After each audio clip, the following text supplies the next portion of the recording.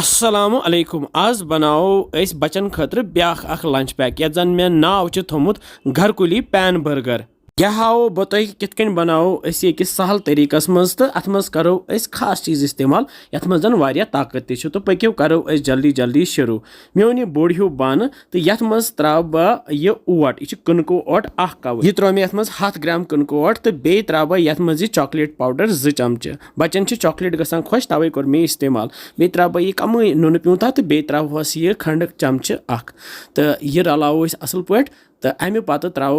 यथ आब ठहर ठहरती तो रलावन सही पे ये तोन बैटर बनावन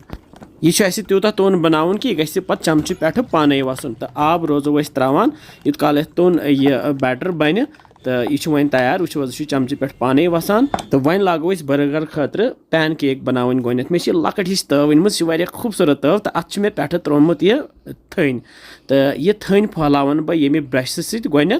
तो गैस थव बह लोत तल तो यह थवन बह यह तव गैसस पे तो ये मज त्राव बह चौंचे सत यह अख चमचे ये त्राव बह गोत 2 चमचे तो फहलावो ये ब्रश सत तो अनहोन अकि साइड यह थव ये पे यह ठंड तो दिमो बे साइड ये फिर वो तो अनहोन वन बे साइड अथ ताई मज तो यह वन तैयार वो पाने नचान तो अमे पत त्रावन ये प्लेटस मज वो अके कर गई 2 यह गो 3 गई 4 यह गो 5 तो यह गो 6 पैन केक बने ये ताई मज मत बह बे यह थन तो यह त्राव वन ठूल अख फुट्रवित परफेक्टली यह ताई मज गसान तिक लकट तो यह और योर चलान तहन यह त्रो ये नुन प्यून पे छकरे तो दिमोस बे साइड फिर तो तैयार गि थवन यह प्लेटस मज यह बनो वन स्टार ठूल इथे कन बनाओ दयम स्टार ठूल त्रेयम बनाओ थवो प्लेटस मज यप पैन केक तम स्टार ठूल तैयार तो यप मे वन यह अमूल चीज अनम तो वन लागो यह बर्गर बनावन तल थोस गो पैन केक पे त्रोमस स्टार ठूल पे थोमस यह चीज वन तो पे थोमस ब्याख पैन केक तो बनो सोन बर्गर इथे कन बनाओ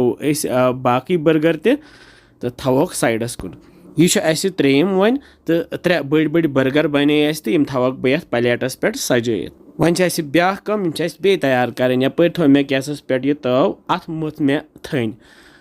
तो यम बर्गर लागोक अके ये ताई पे थवोक सती तल थो मे गैस लोत तो पे थव बह ये वन ढकन तो करहोन यह लथसी पे 1-2 मिनटन तैयार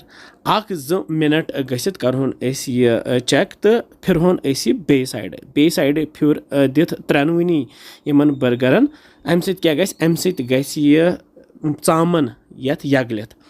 तो बे 1-2 मिनटन पेरित करहोक वन चेक सन बर्गर वन तैयार तो यम थवोक लंच बॉक्सस मज बच्चे ये शौक सान खेवान तो अमिस मिले नो खेन खतर तो यह ताकती त मोहम्मद हबील खान सो वस मे क्युत लंच पैक बनो आज तुंद बापत तो आवा यह पसंद असल छा ओके थवस ये पे ढकन thank you Abu you welcome उम्मीद तुह अजुक लंच पैक पसंद आमुत तुह बनजो पन्न बचन खतर तो बे पानस खतर तो इंशाल्लाह समखो बे कैसन मज़ेदार रेसिपियन से तुह थो पन ख्याल बिहु रब्बस हवाल अस्सलामु अलैकुम।